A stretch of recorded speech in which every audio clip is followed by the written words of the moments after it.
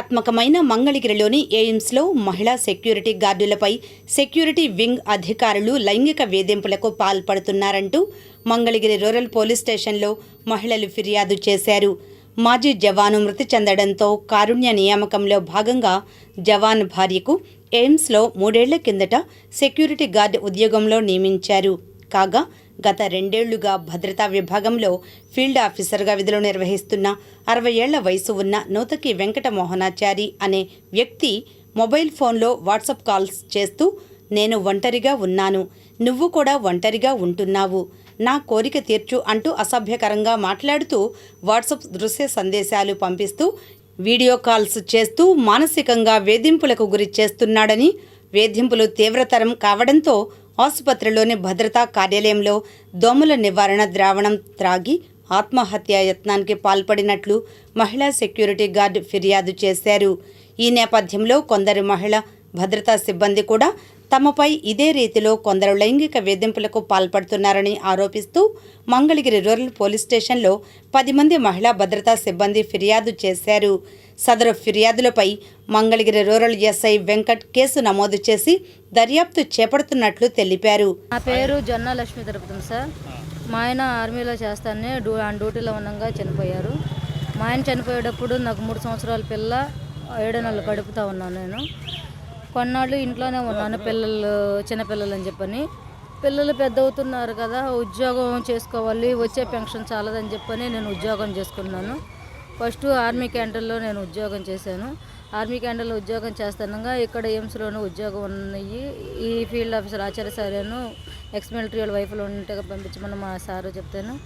నేను ఇక్కడ శాలరీ ఎక్కువ అని చెప్పని ఇక్కడికి వచ్చాను సార్. ఇక్కడికి వచ్చిన తర్వాత నేను వచ్చి 2 నుండి 3 సంవత్సరాలు, సంవత్సరం బాగానే ఉన్నారు. సంవత్సరం నుంచి నాకు మాత్రం బాగా హెరాస్మెంట్గా ఉంది సార్. ఆయనకు వచ్చేసరికి నేను అనేది కావాలంట నువ్వు, ఎందుకంటే ఫ్యామిలీ వచ్చేసరికి అమ్మ నాన్నని పిల్లలు వచ్చేసరికి నేను అమ్మ వాళ్ళ ఊళ్ళో పెడుతున్నాను. నేను అక్కడి నుంచి డైలీ సర్వీస్ చేయాలంటే కనుక నేను సింగిల్గా నైట్లో వెళ్ళి రావాలంటే ఆడపిల్లని వెళ్ళి రాలేనని చెప్పని నేను ఇక్కడ ఒంటరిగా ఉంటున్నాను. నేను ఒంటరిగా ఉంటున్నా అని చెప్పని ఆయన నా కోసం ఎప్పటి నుంచో పొరుగులాడుతున్నారు. నన్ను ఎన్నోసార్లు అడిగారు, దానికి నేను నిరాకరించాను. నిరాకరిస్తే కనుక ఇప్పుడు వచ్చిన సివిల్ గార్డ్స్తో నాతో స్నేహం చేశారు. వాళ్ళు కూడా నాతో స్నేహం చేసే ఫోటోలు కూడా ఉంది. వీళ్ళు స్నేహం చేశారు. ఈ సారు ఈ లేడీస్ అందరూ రెస్టారెంట్లకు వచ్చారు, నాతో పాటు తిన్నారు, తిరిగారు. కాదు ఒకసారి అంట మీరు ఆయనతో అంట ఉండండి, దేనికంటేనూ ఉద్యోగాల కోసం అని చెప్పని వీళ్ళు ఫోర్స్ చేశారు. ఆయన కూడా నన్ను ఎన్నోసార్లు ఫోర్స్ చేసేసారు. 2-3 సార్లు మా ఇంటికి కూడా వచ్చారు. ఆయన సివిల్ లేడీస్ని మా ఇంటికి తీసుకొని వచ్చారు. నన్ను ఎట్లాగే మానసికంగా చాలాసార్లు ఇబ్బంది పెడుతున్నారు. సరేలే నేను ఇట్లా మీడియాకు ఇట్లా బయటికి రావడం, ఆడపిల్లని నేను అలసైపోతానని చెప్పని చాలా వరకు నా వల్ల నా పిల్లల ఫ్యూచర్ పోయిందని ఆగాను సార్. ఒకరోజు నైట్ అయితే వీడియో కాల్ చేశారు. ఏంటి సార్ ఈ టైంలో వీడియో కాల్ చేశారు అంటాను. మేడం లేదు, నువ్వు ఇంట్లో ఒంటరిగా ఉన్నావు కదా, వస్తావా అని చెప్పని నన్ను మాట్లాడారు సార్. నాకు ఆ టైంలో అమ్మ నాన్న ఇంట్లో ఉన్నారు. అర్ధరాత్రి ఏందమ్మా 12 ఫోన్ అంటే ఇదిగోనమ్మ ఇట్లా ఆచార్య సార్ ఫోన్ చేశారు, ఇట్లా మాట్లాడుతున్నారంటేనో ఆయన వయసు దగ్గర మాటలు కదా, నువ్వైనా ఇంతకు మాట్లాడుతున్నా, ఫోన్ కట్ చేయంటే కట్ చేశాను సార్. ఈ విషయమై ఆయన ప్రూఫ్లు ఉన్నాయి తీసుకొని నేను డీడీఓ గారి దగ్గర పై అధికారుల దగ్గరికి వెళ్దామంటే కనుక దర్బార్కి వెళ్ళకోకుండా ఆపేశారు సార్. ఆపేసేసారు. అప్పటి నుంచి నన్ను అయితే టార్గెట్ చేశారు. ఈ వచ్చిన సివిల్ లేడీస్ అందరూ ఆచార్య సార్ నన్ను చాలా టార్గెట్ చేశారు. పద్దాక ఫాలిన్లో నేను ఒక ఫాల్తూ దానిలాగా ఎట్ట పడితే అట్లా మాట్లాడుతున్నారు. నేను పోయినసారే సూసైడ్ చేసుకుందామంటే కనుక నన్ను సూసైడ్ చేసుకోకుండా జ్యోతి అనే అమ్మాయిని మా ఇంటికి పంపించారు. పంపించి ఎందుకు ఇట్లా సూసైడ్ చేసుకుంటున్నా, ఒకసారి నీతో మాట్లాడతారా అంట సార్ అని చెప్పని ఒకరోజు నన్ను తీసుకుపోయి గీతిక కేఫ్ దగ్గరికి ఆయనకి నన్ను కాంటాక్ట్ చేసి మాట్లాడించింది. సరేనని చెప్పని ఇక్కడ చేతి నుంచి చెడు నీతో మాట్లాడాను అంది. కానీ మళ్ళీ అదే టార్చర్ మళ్ళీ నాకు స్టార్ట్ అయ్యి నన్ను ఇక బ్లేమ్ చేయడము, నేను ఇప్పుడు ఎట్లా పడితే అట్లా మాట్లాడటం జరుగుతుంది. చాలా ఓపిక పడి కూర్చుంటున్నాను. సార్ మీటింగ్ ఎప్పుడు జరిగిద్ది, మాటకు బయట పెడదామని చెప్పి చూస్తున్నాను. కానీ మొన్న నా పేరు మీద వీళ్ళు దొంగ లెటర్లో ఈ సివిల్ లేడీస్ చేశారని చెప్తున్నాను కదా ప్రమాణ పూర్తిగా. నేను పంపించినట్టుగా ఒక దొంగ లెటర్లు అనేది ఆఫీస్కి అనేది పంపించాను నా పేరు మీద. పంపించి సరే ఆ లెటర్ వచ్చినప్పుడు ఒక ఆఫీసర్ అనేవాళ్ళు ఇంటికి ఆఫీస్కి పిలిచి మాట్లాడాలి. కానీ ఆఫీస్కి పిలిచి మాట్లాడుకోకుండా 70 మంది ఫాలిన్ జరిగే మీటింగ్లోనూ మిలిటరీ ఉన్న వాళ్ళందరూ మీటింగ్లోనూ నా గురించి నువ్వు రెడ్డి వెనకాల తిరిగినాలు తిరిగింది, బిర్యానీలు తిరిగింది, పార్టీలు తిరిగింది, ఇప్పుడు ఆయన మీద లెటర్లు పెట్టింది. ఆ అమ్మాయి భాగవతం ఆ క్యారెక్టర్ గురించి చాలా దూరం పోయిద్దని చెప్పి నా గురించి చాలా న్యూసెన్స్గా మాట్లాడారు సార్. మాట్లాడితేనే తర్వాత నైట్ డ్యూటీలో నేను ఫాలిన్లో అడిగాను, ఇప్పుడు నా గురించి ఏం తెలిసి డ్యూటీలో నేను తప్పేం చేశాను, నా గురించి నేను తప్పేం చేసిన ప్రూఫ్లు ఉంటే కదా మమ్మ నన్ను పిలవండి. కాగా తనపై వచ్చిన ఆరోపణలను AIIMS security field officer Nuthaki Venkata Mohanachari ఖండించారు. సెక్యూరిటీ విభాగంలో 40కి పైగా మహిళా సెక్యూరిటీ సిబ్బంది పనిచేస్తుంటారని, విధి నిర్వహణలో భాగంగానే ఫోన్ కాల్స్ చేయడం జరిగిందని, తనపై మహిళా సెక్యూరిటీ గార్డుగా పనిచేస్తున్న మాజీ సైనికుని భార్య చేస్తున్న ఆరోపణలు అసత్యమని తెలిపారు. ఈ సందర్భంగా బాధితురాలు లక్ష్మీ తిరుపతమ్మ, సెక్యూరిటీ గార్డ్ సుశీల, నిందితుడు field officer Venkata Mohanachari, Mangalagiri rural SI Chirumamilla Venkat మాట్లాడారు. వాస్తవ పరిస్థితి ఏం లేదండి. ఆ అమ్మాయికి జాబ్ ఇచ్చింది నేనేను. ఆ అమ్మాయిని ఒక కూతురులాగా చూసుకున్నాను. కాకపోతే ఆ అమ్మాయి నా మీద డబ్బులు అమౌంట్ కావాలని అడిగింది. వాళ్ళ పాప మొన్న ఇది ఆల్అవుట్ మందు తాగింది. ఆ తాగినప్పుడు డబ్బులు అడిగింది. నేను డబ్బులు దాకా లేవు అని చెప్పాను. నేను మళ్ళీ ఇస్తాను, అంతకుముందు 2 సార్లు కూడా ఇచ్చాను అమ్మాయికి డబ్బులు, మళ్ళీ తిరిగి నాకు ఇచ్చింది. కానీ ఈ టైం ఇవ్వడానికి నాకు లేవు అని చెప్పాను. ఇవ్వనందువల్ల ఆ అమ్మాయి నా మీద కక్ష కట్టుకొని నా మీద కేసు వేసింది. వాళ్ళ కూతురు, సొంత కూతురు ఇంట్లో తాగింది, వాళ్ళ ఇంట్లో తాగింది. 2 బాటలు తాగిందట. ఎంత అమౌంట్ అడిగింది మిమ్మల్ని? ₹1,00,000 అడిగింది. కేవలం ₹1,00,000 అమౌంట్ మీరు ఇవ్వలేదనే అక్కస్తో కేసు పెట్టింది. అవునండి. మీరు కొన్ని వాట్సాప్ సందేశాలు పంపించారని కొన్ని రికార్డ్స్ వాట్సాప్ సందేశాలు పంపించిందండి. ఆ అమ్మాయి నాకు ఫోన్ చేస్తే మిస్ కాల్ ఇచ్చింది, వాయిస్ కాల్, అది మన వీడియో కాల్ మిస్ కాల్ ఇచ్చింది. దానికి ఏంటని చెప్పి అడగడానికి నేను చేశాను. అంతేగాని నేను అమ్మాయిని నేను రమ్మంటాం కానీ లేదా అమ్మాయి నేను బలత్కారం చేయడం కానీ అలాంటి ఏం చేయలేదు. రాత్రి 12 గంటలప్పుడు ఇది విషయం. ఆ టైంలో నేను ఎక్కడైనా విజయవాడలో ఉన్నాను. నేను ఉండేది విజయవాడ ప్రసాదంపాడు. ఆ అమ్మాయి ఉండేది ఇక్కడ మంగళగిరి ఎక్కడెక్కడ ఉంటుంది, అంత ఐడియా లేదు ఆ ఊరి పేరు. అక్కడ ఉంటుంది అమ్మాయి. నేను ఉండేది విజయవాడ. ఆ అమ్మాయి మీరే ఉద్యోగం ఇచ్చారంటారు. ఆమె పూర్వస్థితి తెలియకుండా ఉద్యోగం ఎట్లా ఇచ్చారు? ఎక్స్ సర్వీస్మెన్ విడో కాబట్టి, మాది ఎక్స్ సర్వీస్మెన్ విడోకు ఉంది కాబట్టి నేను ఇచ్చాను అమ్మాయికి. మీరు తరచుగా ఎయిమ్స్లో కొంతమంది మహిళలు ఏదిస్తున్నారు. గతంలో కూడా ఓసారి ఇట్లాంటి ధర్మశాల దగ్గర సంఘటన జరిగింది. ఇది సర్వసాధారణమైన సెక్యూరిటీ ఆఫీసర్ ఆయన కింద మేము అందరం పనిచేస్తాం, ఆయన చెప్పినట్టు వినాలి, ఆయన ఏదంటే అది మేము తలంచకపోతే మమ్మల్ని ఇట్లా చేస్తారని అంటుంది. సరే, ఓకే అండి. నా దగ్గర 43 మంది లేడీ గార్డ్స్ ఉన్నారు. పోయిన వాళ్ళని తీసేసేయండి. 43 మంది లేడీ గార్డ్స్ ఉన్నారు. ఈ లేడీ గార్డ్స్ని అడగండి. నేను అలా ఏమైనా వాళ్ళని పిలిచి కానీ వాళ్ళని బలత్కారం చేయడం కానీ లేదా వాళ్ళని ఏమైనా రేపు చేయడం కానీ చేసి ఉంటే నేను ఏ శిక్ష చేసిన దానికి రెడీ. అడగండి ఇక్కడ ఉన్న లేడీ గార్డులు. మీరు వీడియో కాల్స్ ఎక్కువ చేసేవాళ్ళంట, తను వీడియో కాల్స్ చూపించింది. వీడియో కాల్ వాట్సాప్ నేను కాల్ చేస్తానండి. మేము డ్యూటీకి రావాలంటే కాల్ చేస్తాం కదా మేము. అదేంది ఆమె మిస్ కాల్ ఇచ్చేదానికి చేశాను నేను. ఎవరికి చేయను. ఎవరైనా చేస్తే చేస్తాను. అది ఎందుకు చేస్తాను నేను? ఇప్పుడు ఇంతమందికి చేయలేదు, ఆ అమ్మాయికి ఎందుకు చేస్తాను నేను? ఇంతమందికి ఎవరికి చేయింది, ఆ అమ్మాయి ఒక్కదానికి ఎందుకు చేస్తాను నేను? ఏ కారణం మీరు చేస్తారు చెప్పండి. ఇప్పుడు ముందు మీరు మిస్ కాల్ ఇచ్చిన చెప్పండి. పోలీసులు కేసు నమోదు చేశారు. ఎవరి మీద? ఇప్పుడు మీ మీద కేసు ఎఫ్ఐఆర్ కూడా అయిందని చెప్తున్నారు. అవును, ఎఫ్ఐఆర్ అయిండొచ్చు, నేను కాదనంటం లేదు. కానీ నేను ఆ అమ్మాయి మిస్ కాల్ ఇస్తే నేను చేశాను కానీ లేదా నేను చేస్తా? ఎవరు చేయకుండా ఆ అమ్మాయికి ఎందుకు చేస్తాను? నేను 43 మంది చేయకుండా ఆ ఒక్క అమ్మాయికి చేస్తానా? మరి చేస్తే నేను హరాస్మెంట్ చేస్తే ఇంకా మరి డ్యూటీ ఎలా చేసుకుంటుంది ఇప్పటివరకు? నేను రోజు ఏమైనా ఆఫీస్కి పిలుస్తున్నా ఆమెని, లేకపోతే రోజు ఏమన్నా వచ్చి కలిసిపోమని చెప్పాను ఏమన్నా?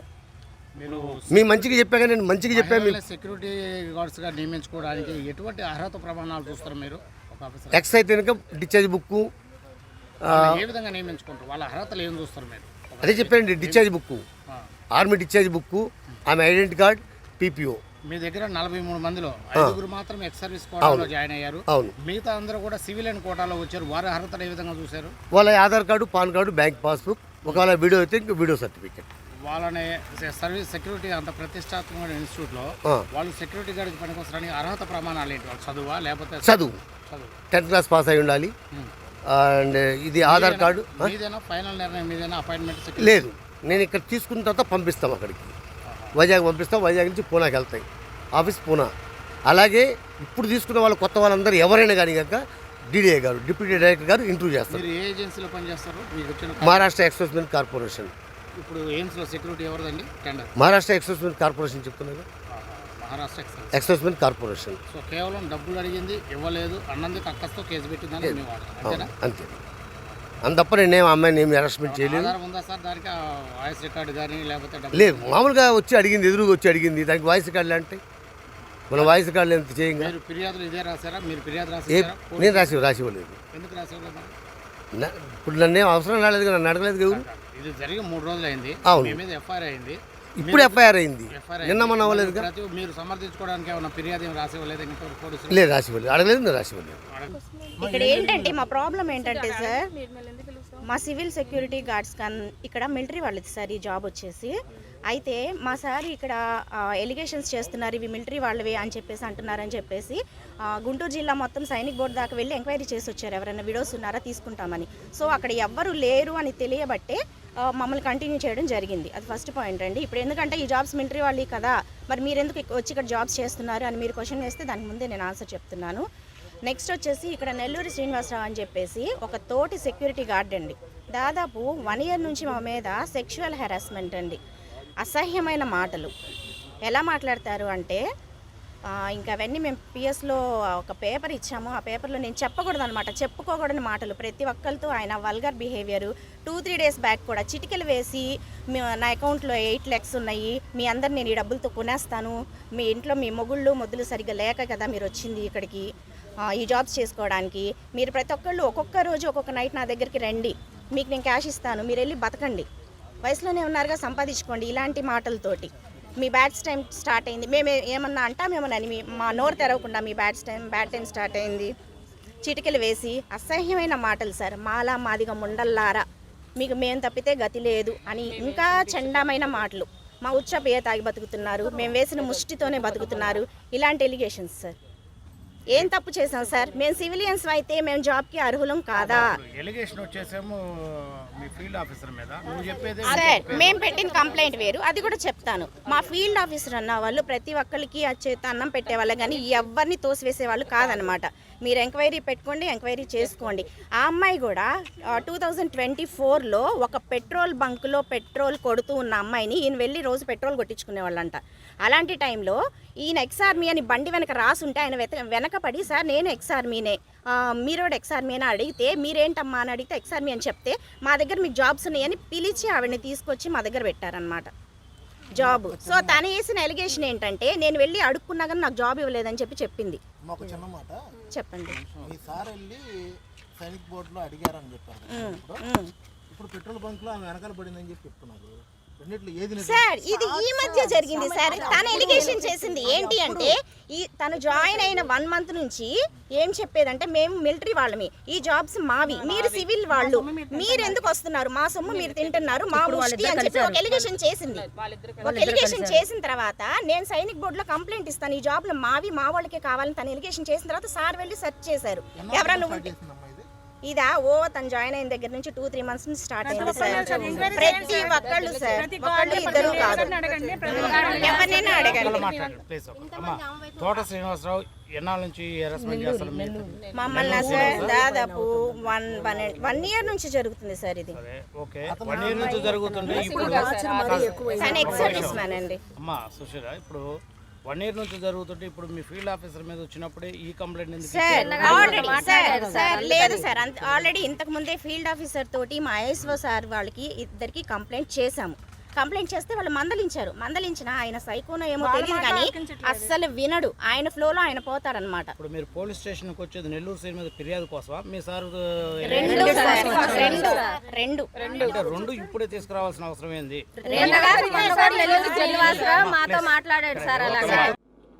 అందరికీ నమస్కారం. మంగళగిరి రూరల్ పోలీస్ స్టేషన్ పరిధిలో ఉన్నటువంటి ఎయిమ్స్ హాస్పిటల్ నందు జొన్న లక్ష్మీ తిరుపతమ్మ 35 years అనే మహిళ సెక్యూరిటీ గార్డుగా పనిచేస్తూ ఉంటారు. ఆమె భర్త వెంకట సురేష్ గారు దురదృష్టవశాత్తు ఆర్మీలో పనిచేస్తూ మరణించడం జరిగింది. ఎక్స్ సర్వీస్మెన్ క్వార్టర్లో తను సెక్యూరిటీ గార్డుగా విధులు నిర్వహిస్తుండగా అదే ఎయిమ్స్ హాస్పిటల్లో ఈ సెక్యూరిటీ యొక్క ఫీల్డ్ ఆఫీసర్గా ఉన్నటువంటి ఎవరైతే ఈ నోతక్కి మోహనాచారి గారు తనను వేధిస్తున్నారని, తనకు నైట్ పూట అర్ధరాత్రి వేళల్లో వీడియో కాల్స్ మరి వాట్సాప్ కాల్ చేస్తూ ఇచ్చేస్తున్నానని చెప్పేసి దానిపై మరియు ఆ ఎయిమ్స్ హాస్పిటల్లో ఉద్యోగస్తుల్లో ఉన్నటువంటి పలు విషయాల్లో భాగంగా ఈమె సదరు విషయంపై ఉన్నతాధికారులు తెలియపరిచి అడిగే నిమిత్తం ఎయిమ్స్ హాస్పిటల్కి ఆఫీస్కి వెళ్ళటం, సెక్యూరిటీ ఆఫీస్లో సంభాషణలో భాగంగా ఈమె ఉన్నతాధికారులను కలవటం, అక్కడే ఈమె ఆల్ అవుట్ లిక్విడ్ సేవించి ఆత్మహత్యకు పాల్పడినట్టుగా ఈమె ఎయిమ్స్ హాస్పిటల్లోనే జాయిన్ అవ్వగా ఎమర్జెన్సీ వార్డు నుంచి పోలీసు రాబడిన ఇంటిమేషన్పై స్టేట్మెంట్ రికార్డ్ చేయడం, వెంటనే దీనిపైన ఎఫ్ఐఆర్ నమోదు చేయడం జరిగింది. ఈ ఎఫ్ఐఆర్ నమోదు చేసి కేసు దర్యాప్తులో భాగంగా సదరు నూతక్కి మోహనాచార్య గారు కూడా తను కూడా అదుపులో తీసుకున్నాం, విచారిస్తూ ఉన్నాం. ఇది ఎప్పుడు కాల్ చేశారు, ఎందు నిమిత్తం చేశారు, ఎన్నిసార్లు జరిగింది, దీని యొక్క పూర్వపరాలు మరియు దర్యాప్తులో భాగంగా అన్ని కోణాల్లో కూడా విచారించి తదుపరి విచారణలో వచ్చినటువంటి మెరిట్స్ ప్రకారం దీనిపై చర్యలు తీసుకుంటాం.